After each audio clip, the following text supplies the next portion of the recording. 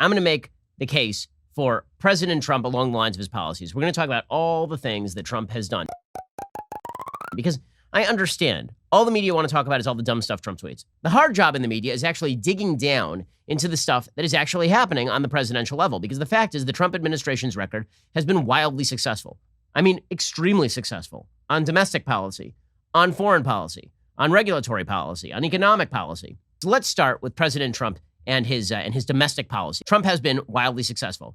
His economic record is virtually unparalleled for the last half century. Americans were doing unprecedentedly well under Donald Trump's economy until COVID hit. And the reason for that is obvious. Donald Trump cut taxes. Donald Trump cut regulations. Donald Trump created an environment where people felt safe and secure investing in their workers, investing in their business.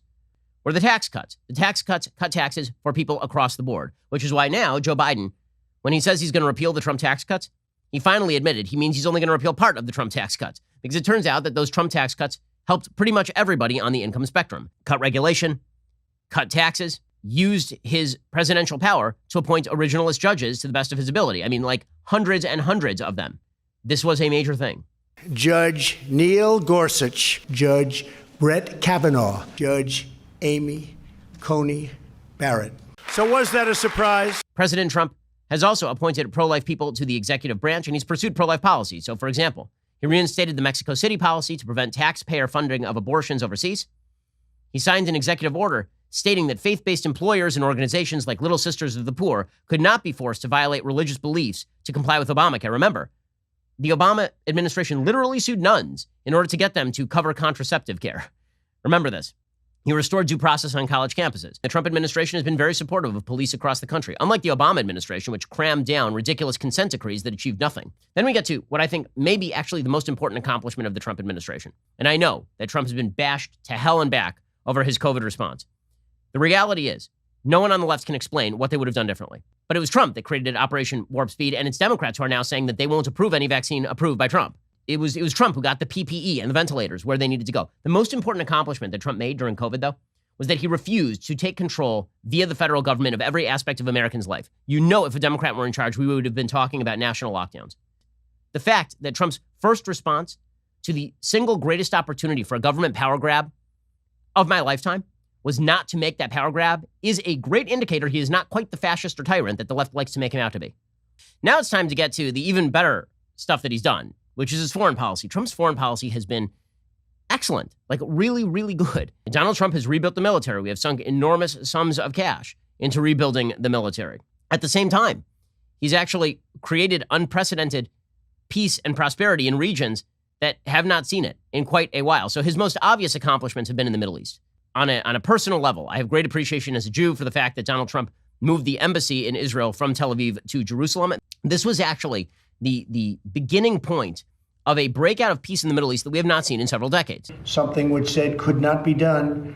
This deal is a significant step towards building a more peaceful, secure, and prosperous Middle East. That was obviously a historic moment. He's not gotten proper credit for that. If Barack Obama had done it, he would have won his second Nobel Prize, given that he won one just for breathing and being a human. Donald Trump is responsible for the killing of al-Baghdadi, the head of ISIS in the Middle East.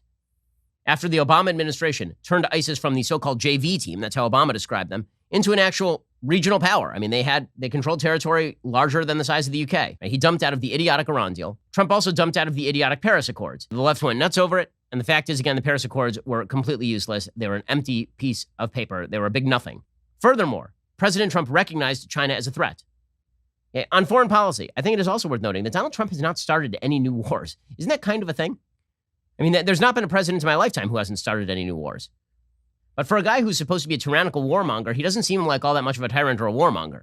Trump has actually lessened the amount of control the federal government exerts over your life domestically. And he has lessened America's reliance on war-making on foreign policy. So I'm wondering, he was supposed to be Hitlerian.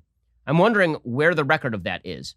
When it comes to Trump's rhetoric, I've been highly critical, and I think justifiably so. I think his tweets have gotten him in a lot of trouble. I think that if they'd flushed his phone down the toilet within the first 2 days of his election, Donald Trump would be cruising to re-election right now. It is worthy of note that Donald Trump has, from time to time, issued some very important statement on American values. So President Trump famously spoke at Mount Rushmore. He gave what I thought was an absolutely unobjectionable speech. Not only unobjectionable, necessary speech, talking about American values and their enduring purpose and principle, and talking about the evils of a disintegrationist philosophy that wishes to tear down the nation on the false basis that America is racist, sexist, bigoted, and homophobic from its roots. Those who seek to erase our heritage want Americans to forget our pride and our great dignity so that we can no longer understand ourselves or America's destiny.